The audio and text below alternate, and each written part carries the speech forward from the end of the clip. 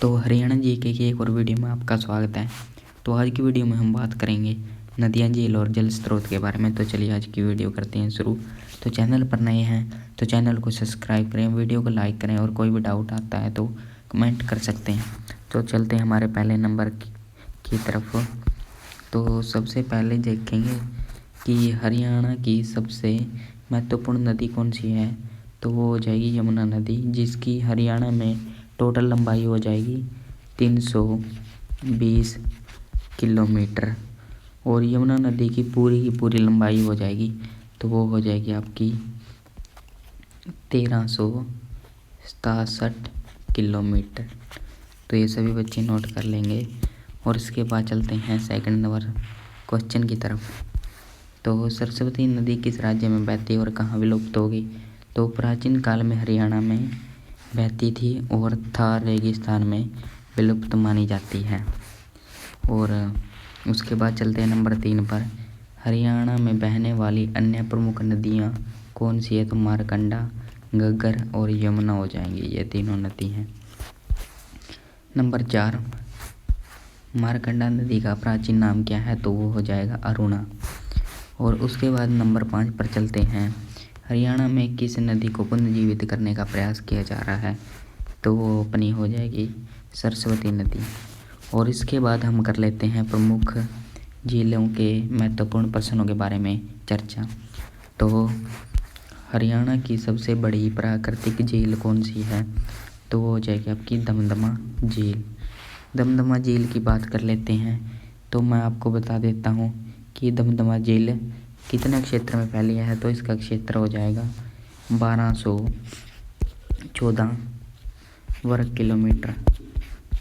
ठीक है, तो ये सभी बच्चे नोट कर लेंगे कि दमदमा झील का क्षेत्र हो जाएगा 1214 वर्ग किलोमीटर। और उसके बाद मैं बता देता हूँ कि ये हरियाणा के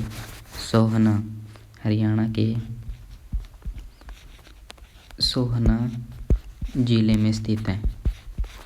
ठीक है, तो ये सभी बच्चे नोट कर लेंगे। और आगे चलते हैं 7वें प्रश्न पर। हरियाणा में साइबेरियन पक्षियों के लिए प्रसिद्ध है। तो वो हो जाएगा आपका सुल्तानपुर झील, जो कि गुरुग्राम या गुड़गांव ज़िले के कहाँ स्थित है, फर्रुख नगर में। ये नोट कर लेंगे सभी के सभी बच्चे। ठीक है, और थोड़ी सी और नॉलेज के लिए बता देता हूँ कि दिल्ली से इसकी दूरी कितनी हो जाएगी। तो वो हो जाएगी 46 किलोमीटर। और चंडीगढ़ से बात कर लेते हैं। तो चंडीगढ़ से दूरी है इसकी 15 किलोमीटर, ये नोट कर लेंगे। हरियाणा में स्थित अन्य झीलों के नाम। तो वो झील कौन कौन सी हो जाएंगी। तो वो है ब्रह्मसरोवर,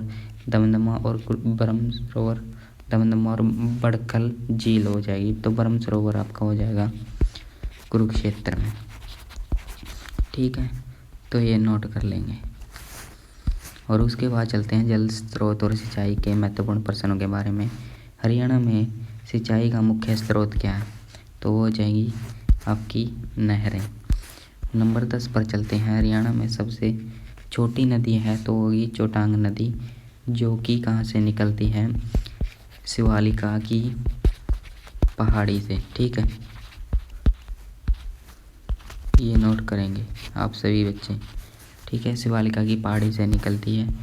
और ये कौन सी नदी है। तो नदी हो जाएगी आपकी मौसमी नदी है।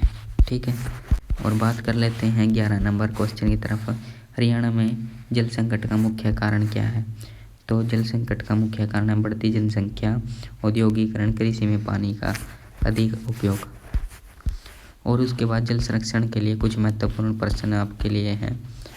तो नंबर 12 पर चलते हैं। हरियाणा में जल संरक्षण के लिए कौन से उपाय किए जा रहे हैं। तो वर्षा का जल संचय यानी वर्षा का जल इकट्ठा करना, कुओं का दोबारा निर्माण और ड्रिप सिंचाई आदि जैसे कार्य किए जा रहे हैं। हरियाणा में जल प्रदूषण के कारण क्या है। औद्योगिक अपशिष्ट यानी उद्योगों से निकलने वाला कचरा, घरेलू अपशिष्ट और कृषि में कीटनाशकों का उपयोग जल प्रदूषण का मुख्य कारण बन रहा है। नंबर 14 पर हरियाणा में जल संरक्षण दिवस कब मनाया जाता है। तो 22 मार्च को हरियाणा में जल संरक्षण दिवस मनाया जाता है। हरियाणा में जल संसाधन विभाग का काम क्या है? तो उनका काम है जल संसाधनों का प्रबंधन करना, सिंचाई परियोजनाओं से संबंधित कार्य व बाढ़ नियंत्रण आदि जैसे कार्य करना हरियाणा में जल संसाधन विभाग का कार्य है। तो आज की वीडियो में बस इतना ही था।